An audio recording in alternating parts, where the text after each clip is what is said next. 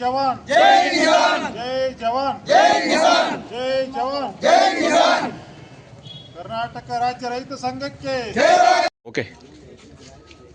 ಇತ್ತೀಚೆಗೆ ವಿಜಯಪುರ ಜಿಲ್ಲೆಯಲ್ಲಿ ಸುರಿದಂಥ ಅತ್ಯಂತ ಹೆಚ್ಚಿನ ಪ್ರಮಾಣದ ಮಳೆಯಿಂದಾಗಿ ಈಗಾಗಲೇ ವಿಜಯಪುರ ಜಿಲ್ಲೆ 13 ತಾಲೂಕಿನಲ್ಲಿ ಸಾಕಷ್ಟು ಪ್ರಮಾಣದ ರೈತರಿಗೆ ನಷ್ಟ ಉಂಟಾಗಿ ಅದರಲ್ಲಿ ಭೀಮಾ ನದಿಗೆ ಸಂಬಂಧಪಟ್ಟಂತೆ ಕೃಷ್ಣಾ ನದಿಗೆ ಮತ್ತು ಡೋಣಿ ನದಿಗೆ ಸಂಬಂಧಪಟ್ಟಂತೆ ಅತ್ಯಂತ ಹೆಚ್ಚಿನ ಪ್ರವಾಹದಿಂದಾಗಿ ಎಲ್ಲ ರೈತರ ಜಮೀನುಗಳಲ್ಲಿ ನೀರು ಹೊಕ್ಕಿ ಆಮೇಲೆ ಅತ್ಯಂತ ಹೆಚ್ಚಿನ ಪ್ರಮಾಣದ ಮಳೆಯಿಂದಾಗಿ ಸಾಕಷ್ಟು ನಷ್ಟ ಉಂಟಾಗಿತ್ತು.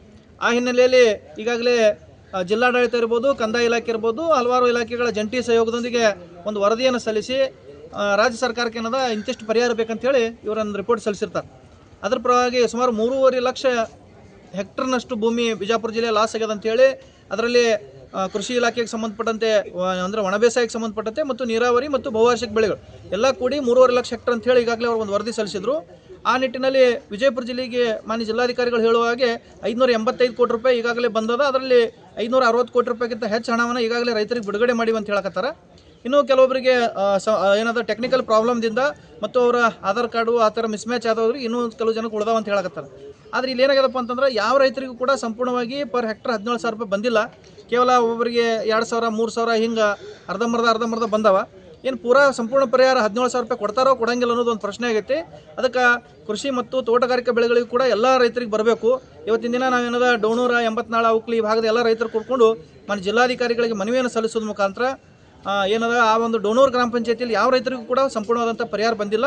ಆದಷ್ಟು ಬೇಗನೆ ಮಾನ್ಯ ಜಿಲ್ಲಾಡಳಿತ ಇದ್ರ ಬಗ್ಗೆ ಗಮನ ಹರಿಸಿ ಆ ಎಲ್ಲ ರೈತರಿಗೂ ಕೂಡ ಪರಿಹಾರ ಬರಬೇಕಂತೇಳಿ ಇವತ್ತಿನ ದಿನ ಒತ್ತಾಯ ಮಾಡ್ತೇವೆ. ADC ಅವರು ಈಗಾಗಲೇ 585 ಕೋಟಿ ರಿಲೀಸ್ ಆಗ್ಯಾವ. ಇನ್ನು ಉಳಿದದ್ದು ಅಲ್ಪ ಸ್ವಲ್ಪ ಬಂದವ. ಅದು ಯಾರಿಗೆ ಬರ್ತಾವ ಅಂತ ಹೇಳಿದ್ರು ಅವ್ರು ಕರೆಕ್ಟಾಗಿ ಏನೂ ಹೇಳ್ತಾ ಇಲ್ಲ.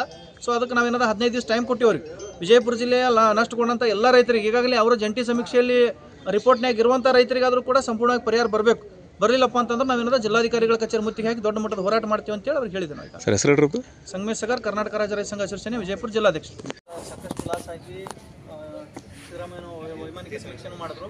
ಅದ್ರಾಗ ತಮ್ಮ ಕೇಳ್ದಂಗೆ ಏನದ ಒಣ ಬೇಸಾಯಕ್ಕೆ ಪರ್ ಹೆಕ್ಟರ್ 17,000 ರೂಪಾಯಿ, ನೀರಾವರಿಗೆ 25,500 ಮತ್ತು ಬಹುವಾರ್ಷಿಕ ಬೆಳೆಗಳಿಗೆ 31,000 ರೂಪಾಯಿ ಕೊಡ್ತೀನಿ ಅಂತ ಹೇಳಿದ್ರು.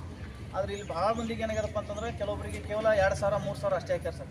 ಸಂಪೂರ್ಣವಾಗಿ ಇಡೀ ವಿಜಯಪುರ ಜಿಲ್ಲೆದಾಗ ಯಾವ ರೈತರಿಗೂ ಕೂಡ 17,000 ರೂಪಾಯಿ ಪರ್ ಹೆಕ್ಟರ್ ಬಂದೇ ಇಲ್ಲ.